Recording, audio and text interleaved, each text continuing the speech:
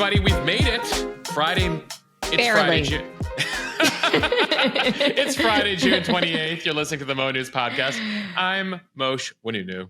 And I'm Jill Wagner. This is the place where we bring you just the facts. And we read all the news, watch all the debates, and read between the lines so you don't have to. Jill, I have to say, having watched dozens of presidential debates in my life, I have never seen one like that in terms of let's be honest, the president's delivery last night and the potential impact here. We were talking about whether this debate would matter. Jill, this debate might not just matter for who you vote for in November, but who's on the ballot in November.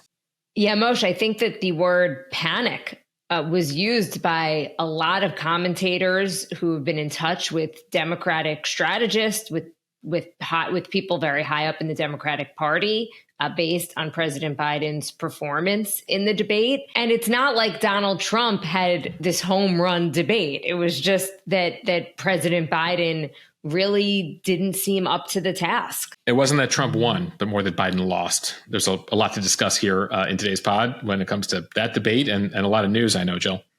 Okay, so let's get to the headlines. As we were just mentioning, a potentially game-changing presidential debate. President Biden and former President Trump facing off for 90 minutes last night.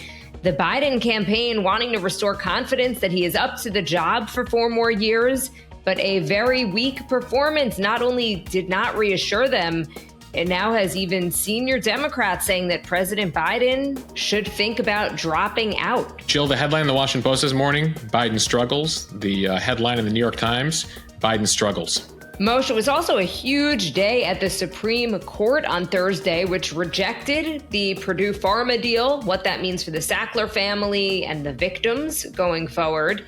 As expected and accidentally revealed earlier this week, the court also allowing emergency abortions in Idaho for now. And to the environment, the court blocks the EPA's downwind air quality initiative. We'll explain what that means and the impact.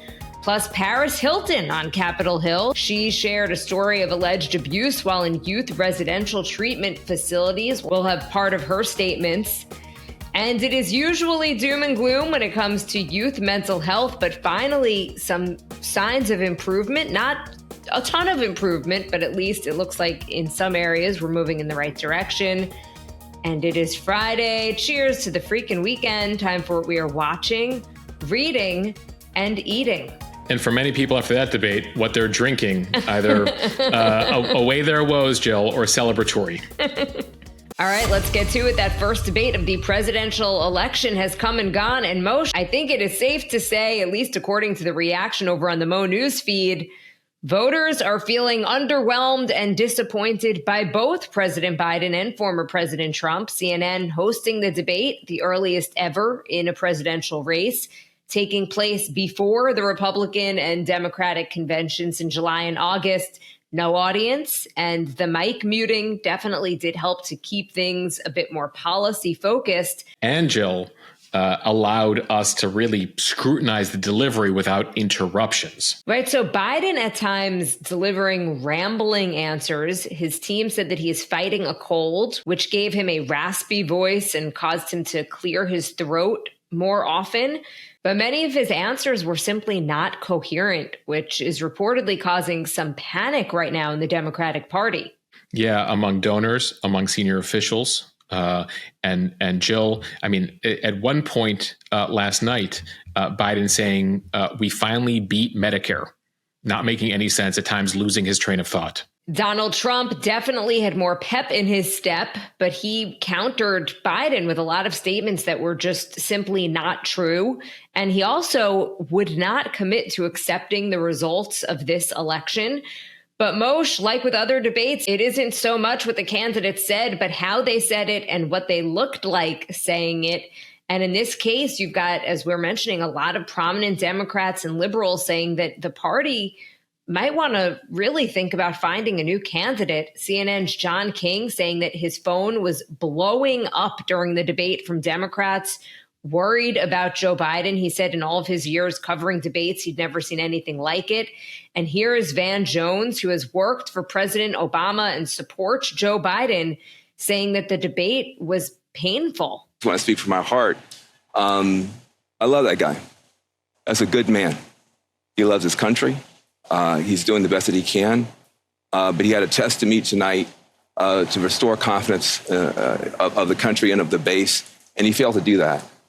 And I think there's a lot of people who are going to want to see him consider taking a different course now. We're still far from our convention. Jill, we could go on and on. Dozens and dozens of commentators. I made a point. We had an Instagram Live last night where I was doing a live commentary during the debate. And afterwards, tuned into CNN, tuned into MSNBC, tuned into Fox News. What was remarkable is typically I've covered dozens of debates. You tell the media after the debate that your side won. Democrats, including those who worked for Joe Biden, are very loyal to Joe Biden, hate Donald Trump, could not argue that Biden won that debate. The quotes were, "We have a problem. Biden is toast." There is a major issue happening. You can see the tweets happening in real time. New York Times, Nick Kristof, who's a columnist, a liberal who supports Biden, tweets during the debate, "I wish Biden would reflect on this debate performance and announce his decision to withdraw from the race." Frank Luntz, who's a pollster, had a focus group going on. He asked a group of undecided voters, all those who voted for Biden in 2020 during the focus group. He asked them, is this performance convincing you to vote for Biden again? 0 people raised their hands. They all said Biden lost the debate. It wasn't that Trump won the debate with anything that he said, and many times deflecting the questions, moving on to his own issues, at times, saying inaccurate things. But Biden, Jill, there were several instances where Biden didn't even use all his time on really important questions like the future of Social Security. Like, what have you done for black voters? And he's losing black voters. At one point during one of those questions, he finished his response. The moderator goes, "You have 82 seconds left," which is like the majority of your response time. At another time, they said, "You have 49 seconds left. Is there anything else you want to say? Do you want to use your time, the rest of your time, to answer that question?" Jill, at one point, he was asked about his age. And he said, "I was criticized for being too young when I joined the Senate," which was in 1972. And then moved on to other topics, not addressing the most important issue, especially in light of that debate. What was interesting with Trump is Trump could have gone in for a kill. Trump hates him and says nasty things about him. And Trump decided to just stand there. Trump saw what was happening with Joe Biden and basically let him dig his own political grave, so to speak. You could tell that Biden had the ideas he wanted to get out, but just couldn't deliver them on major issues. And again, it's not that Trump had better responses necessarily that was winning over independents, but it was Biden's complete lackluster ability. And you mentioned, Jill, this is the earliest debate in modern history. Do you know who asked for this debate? Joe Biden. The White House asked Donald Trump's campaign. They said, "You know what? We're willing to do debate this early," knowing that they had to reassure voters that he has gas in the tank for 4 more years. The question people are now asking, does he have gas in the tank for 6 more months? And it also came, as we've been reporting, after he has been holed up at Camp David prepping for this debate, doing mock exclusively debates for a week, doing nothing else. So I was also watching after the debate. You had the Democrats, as you pointed out, on all 3 networks, very hard pressed to find anyone who said that Joe Biden won. But then you went to this kind of rally where Jill Biden, the first lady, was at with Joe Biden, and she's chanting 4 more years, 4 more years. And so the question is he going to get the memo at this point? And this is my question to you, Moshe. I mean, it's almost ridiculous to use the word unprecedented anymore, given just the news, and we've been saying it so much. But what can actually happen now? We are pretty late into the election season. Obviously we haven't had the convention yet. What could potentially happen? Who could potentially take over if there really is this push to get him out? All right. So keep in mind, as we record this, Jill, we're about an hour removed, less than an hour as we tape this, from the debate itself. As I'm watching, Thursday by the night. way, what looks like a beaming Gavin Newsom, I think that is right behind you. On my TV screen, I've turned to MSNBC because we're waiting for Kamala Harris to speak late at night, which we'll include in this podcast if she says something that we don't think is reassuring of the president. That said, Gavin Newsom beaming, but Gavin Newsom not going in for the kill either, saying, I got to stand by this guy. It's not about one performance. The spin you're hearing from Democrats is this is not about one performance. But to get to your question, what would need to happen? First, Jill and Joe Biden need to decide they're done. It does not appear in the first hour after the debate that they've decided that they're done. Joe Biden is not somebody at this stage of the game, once he's achieved his life's mission, to step down. Who will be telling him to do that behind the scenes? Because we're certainly seeing people publicly now say that. How do they put out this fire? Can this fire be put out? We're about less than 60 days less from the Democratic convention. Until about the 1970s, Jill, that's where people selected the nominee. Primaries are a new phenomenon since the 1970s, coming out of that 68 Democratic convention that was a huge fight and then led to Nixon winning. Democrats created the primary system, Republicans adopted the primary system, and they went state by state. The delegates have all voted for Joe Biden for the most part at this point. He has the nomination. What would need to happen is the following. Jill Biden and Joe Biden need to decide, for the sake of the country, I should not be president. I would imagine in the coming weeks, they're going to make an attempt to put out this fire if they realize they cannot put out this fire. And Joe Biden says that, the future of this country is at stake if Trump wins, that it's not about me, it's about the country.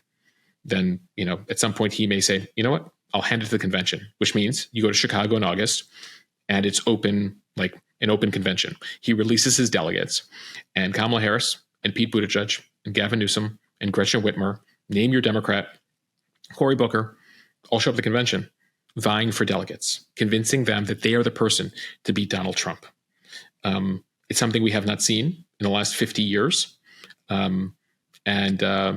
It would be remarkable. Ironically, coincidentally, the last time we had a major open convention, Chicago. Where are they having the convention this August?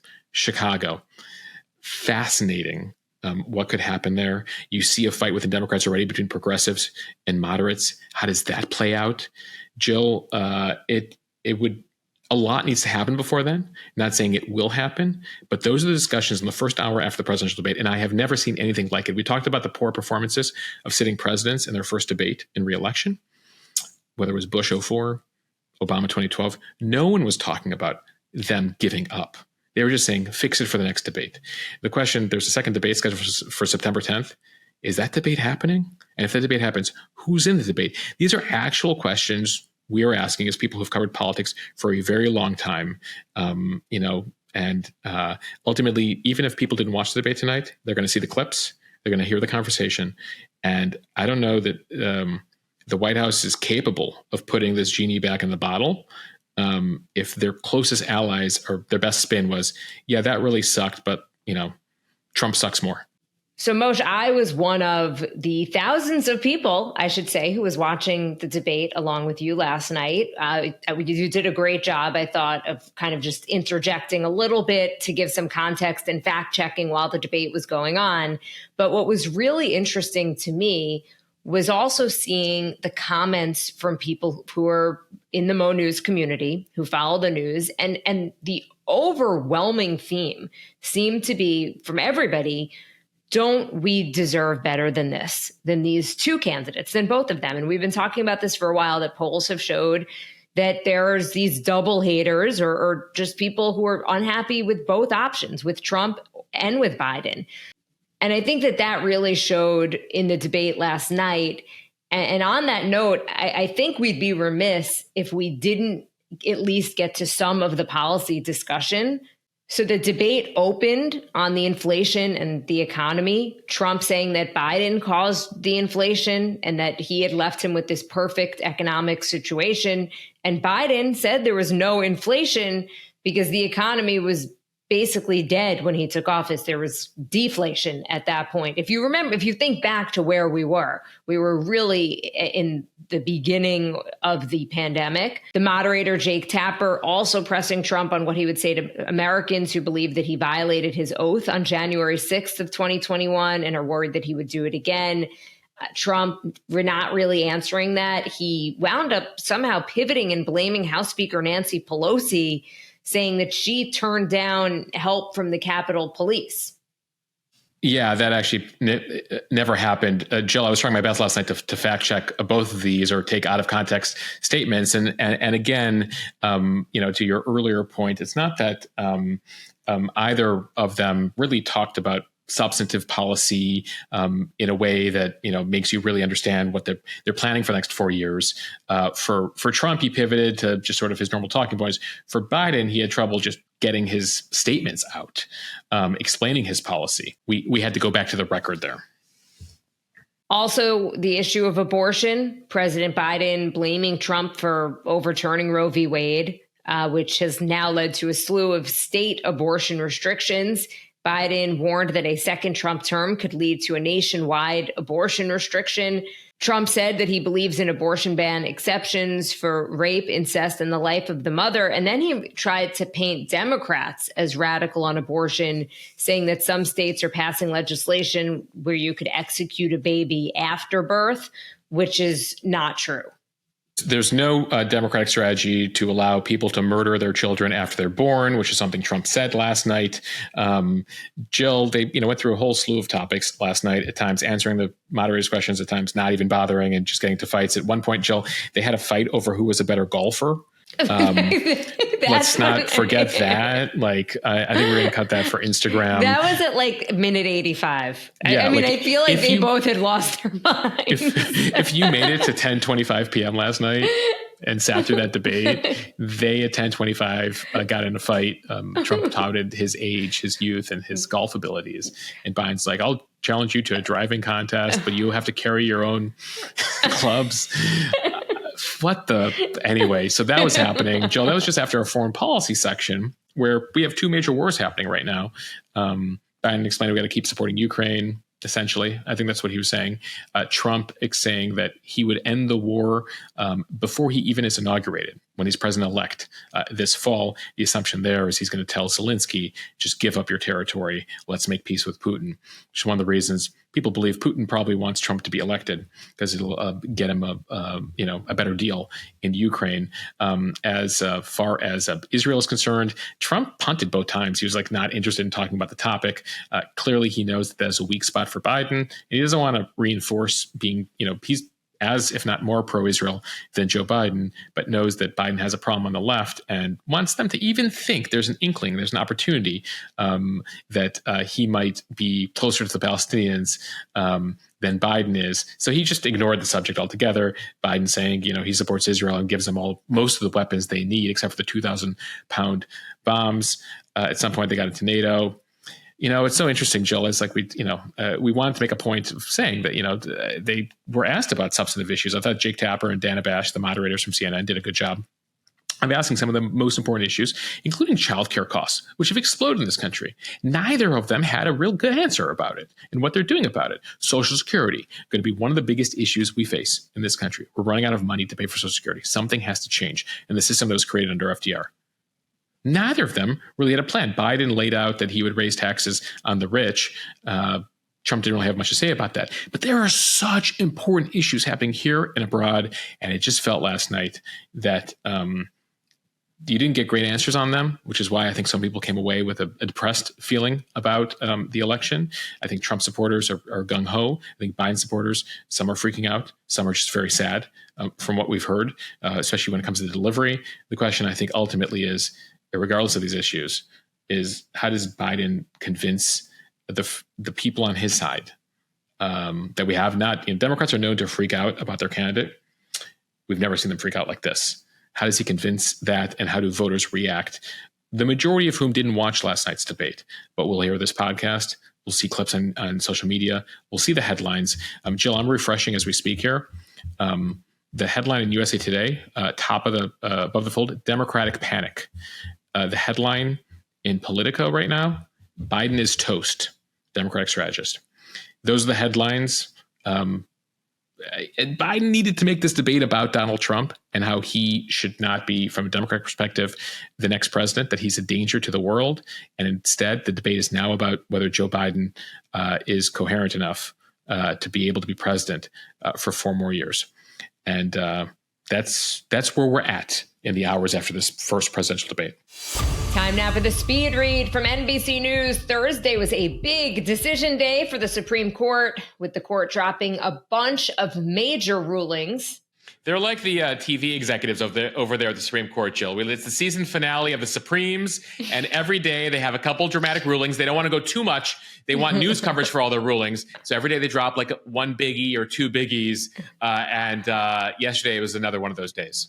That is a great analogy because the decisions, as we know, are done. They're made, and they're just sort of trickling it out. The cases are heard in October, November, December. They've had some of these ready to go since like March, but like they wait till the end of June, and then over 2 weeks, they want all the attention on them between 10 a.m. and 11:30 a.m. certain mornings. And so they've been trickling them out. This is a tradition here at the Supreme Court. They have a few more to go, so it would be a cluster today if they drop all the rest today. So people are anticipating that this could stretch into next week. All right, well, here is what happened on Thursday. The Supreme Court threw out the $1 billion opioid settlement for Purdue Pharma that would have shielded the Sackler family, which owns the company, from personal liability. The justices, in a 5-4 vote, blocked an agreement hammered out with state and local governments and victims. The Sacklers would have contributed up to $6 billion and given up ownership of the company, but they would have retained billions more. The agreement provided that the company would emerge from bankruptcy as a different entity with its profits used for treatment and prevention. And it also protected the Sacklers from future lawsuits. The High Court had put the settlement on hold last summer in response to objections from the Biden administration, which argued that negotiations could resume and perhaps lead to a better deal if the court were to stop the current agreement. Justice Neil Gorsuch, writing for the majority, asserted that bankruptcy code does not authorize a legal shield for the family as part of a reorganization plan. Yeah, so Gorsuch was joined by Clarence Thomas, Sam Alito, Amy Coney Barrett, and notably liberal Justice Ketanji Brown Jackson joining that 5-court majority. Jill, there's been a lot of interesting combos in some of these cases that don't normally meet the 6-3 conservative to liberal division.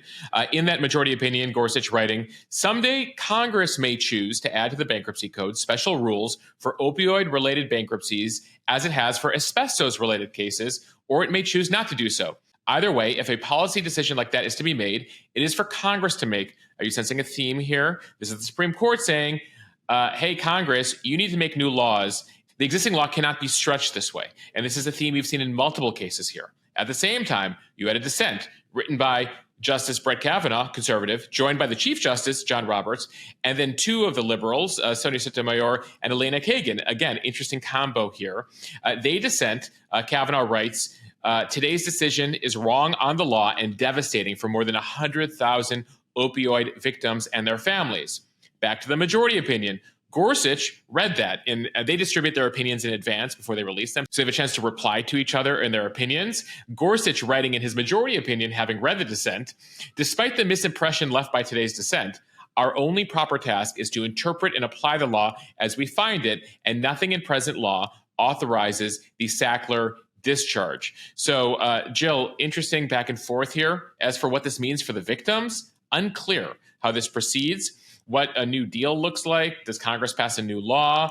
But ultimately here, first things first, for the Sackler family, this means the victims, the families of the victims here, can go after them. Yeah, so huge implications there. And sticking with the Supreme Court, from the Associated Press, in another case, the Supreme Court cleared the way for Idaho hospitals to provide emergency abortions for now. It is basically a procedural ruling that left key questions unanswered and could mean that this issue actually ends up before the court at another date, potentially soon. The ruling came a day after we told you an opinion was briefly posted on the court's website accidentally and quickly taken down, but not before it was obtained by Bloomberg News. Now, the final opinion appears to be in line with what was accidentally posted 16 hours prior. The 6-3 vote reverses an earlier court order that had allowed an Idaho abortion ban to go into effect, even in medical emergencies.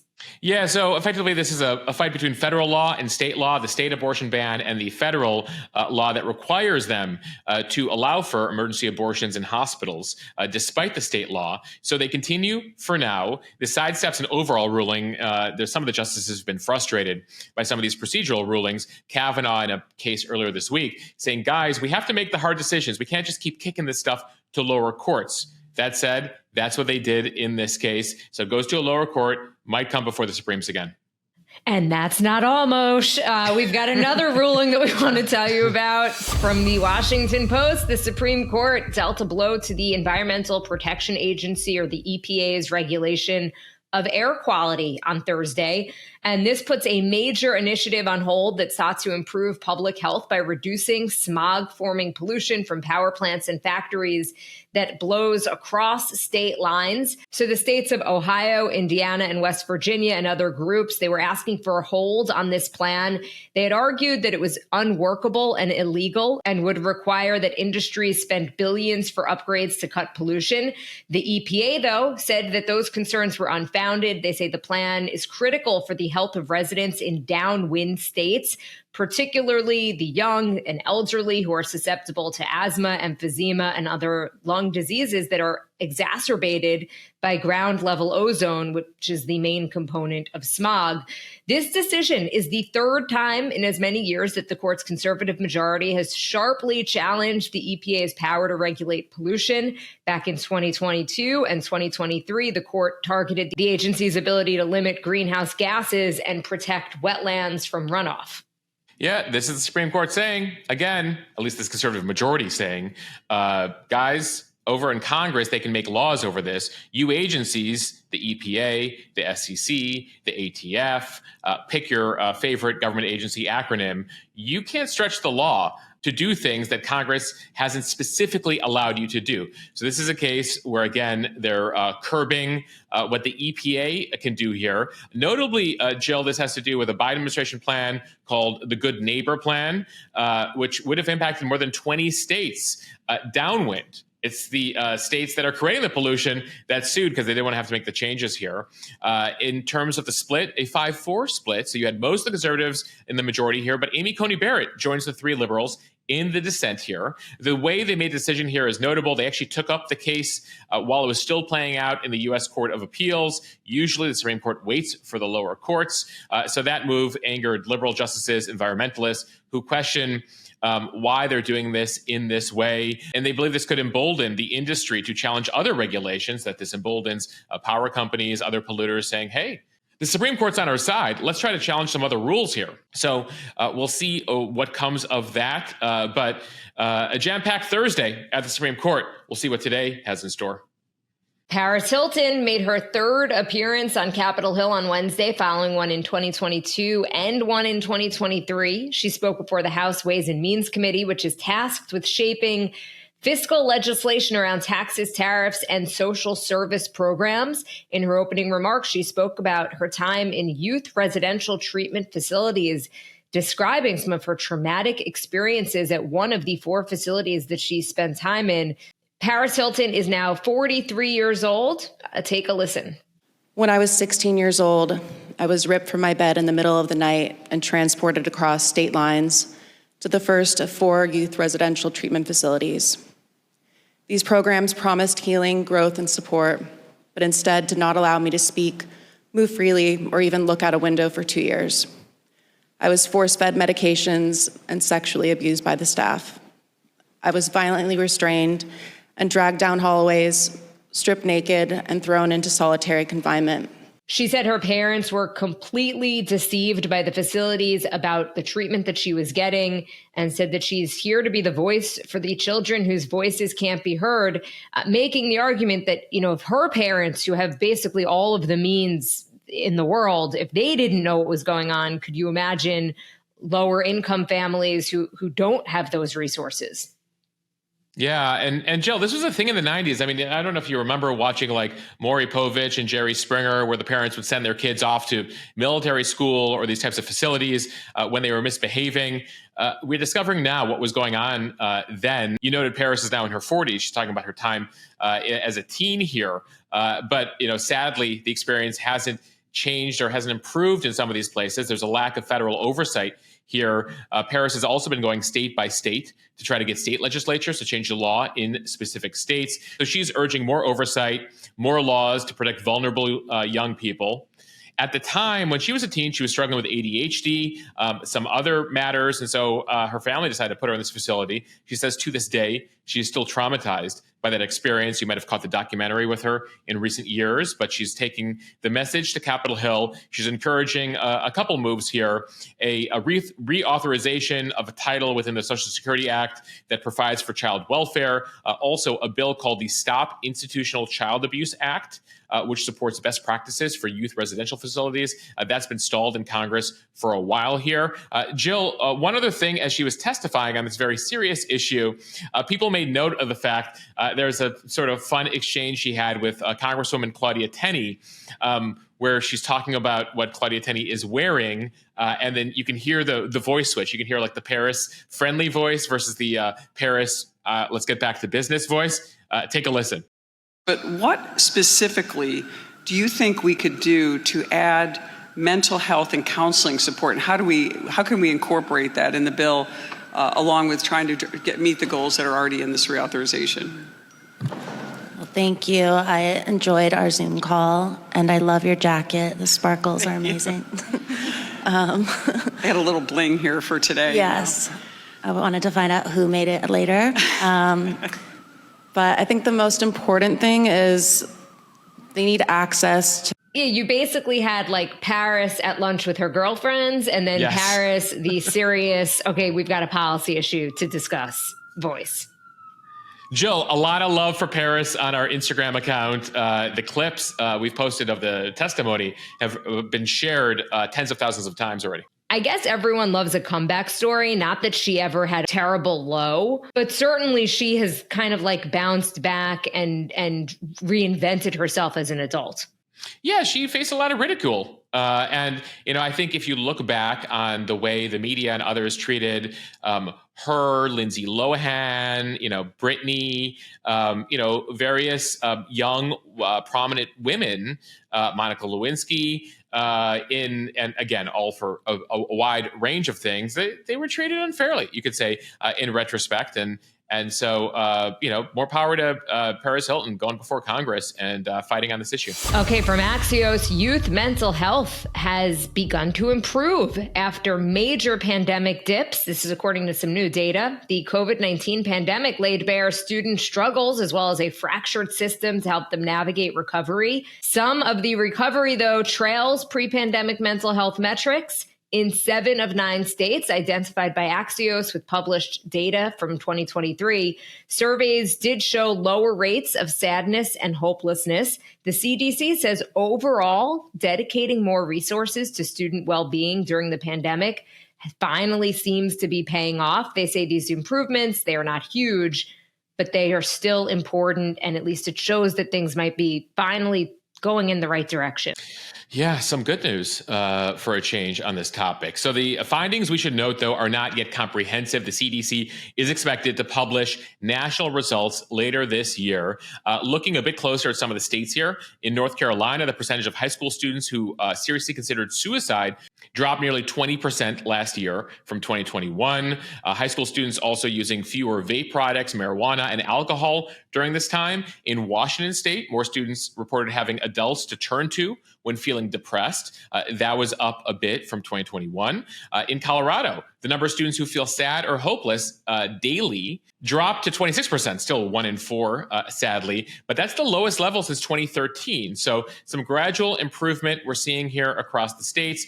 There are still issues when it comes to particular groups. LGBTQ students, teen girls, experienced more stark mental health challenges last year than the general population, according to multiple states. But again, I want to give you a piece of good news here. We've been focused on this on a number of fronts, including our recent interview with Jonathan Haidt of Anxious Generation. Again, you can check that out over on the Mo News Interview podcast. Search Mo News Interview wherever you get your podcasts, where we dive much deeper into this issue. All right, Moshe, it is Friday. Cheers to the freaking weekend. Time for what we are watching, reading, and eating. Moshe, what are you watching? Jill, I've heard amazing things. Also, to bring a box of tissues to watch the I Am Celine Dion documentary over on Amazon Prime. She talks about her experience for the first time with stiff person syndrome, that rare disorder that she's experiencing that's really limiting her mobility, her ability to perform, etc. So, planning to watch that this weekend. Jill, what do you got?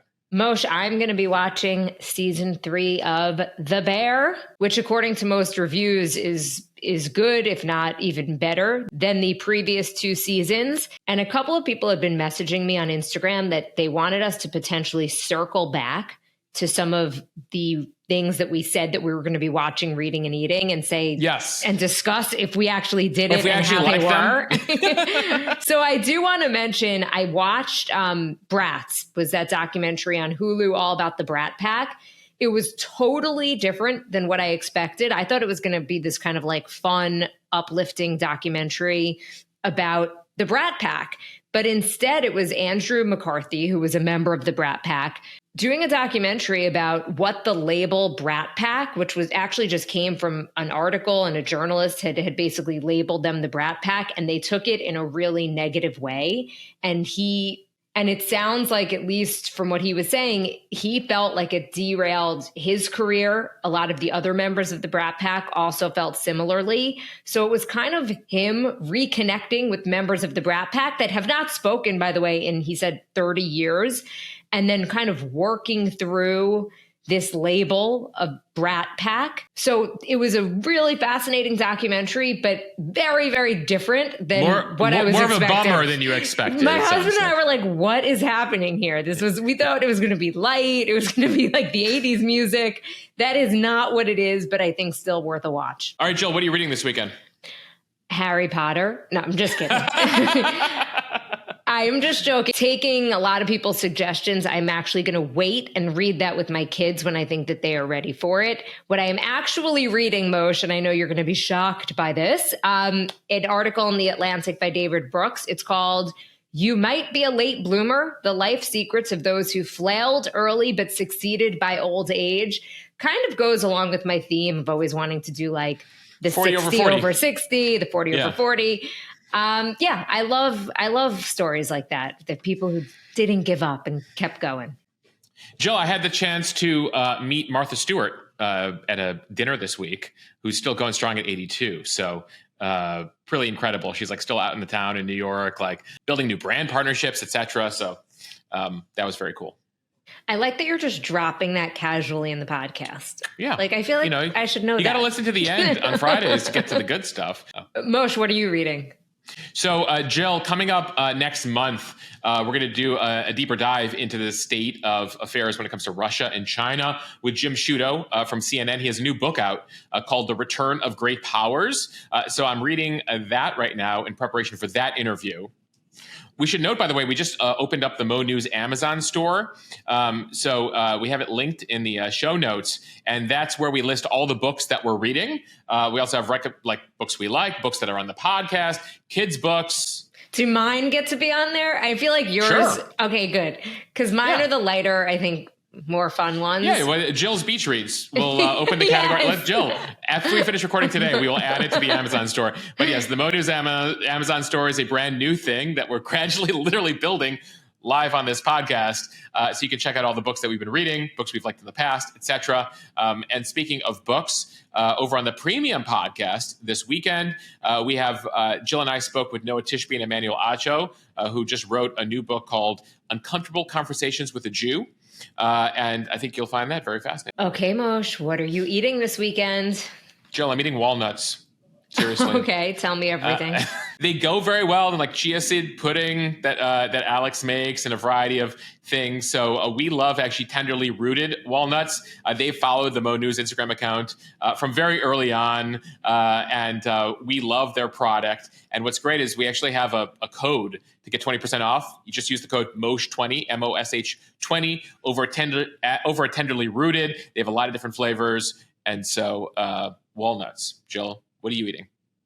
All right, so Moshe, one of the restaurants that I profiled in my new newsletter, Enclave, I went to for dinner last night. It's called Taka Sushi. It's one of these hole in the wall sushi places. Like it actually looks closed from the outside. Like it's that hole in the wall. But it is potentially one of the better sushi places that I've been to on Long Island. The fish was incredibly fresh. You know, it is a good sign when the sushi chefs don't really speak English that well. You know, like authentic. Exactly. So I do recommend it. I would link to it in our newsletter or our show notes, but I don't even think they have a website. So whatever. DM Jill. She'll send you an address. You knock 3 times. You tell them I sent you. All right. Thank you, everyone, for listening to the Mo News Podcast. If you like what you hear, please share this with your friends. It will help us grow. Follow us and subscribe so you don't miss an episode, and review us in the App Store. The reviews matter. We appreciate the reviews. Give us a review. Okay. And then have a wonderful weekend. We'll see you next week. Bye, everyone.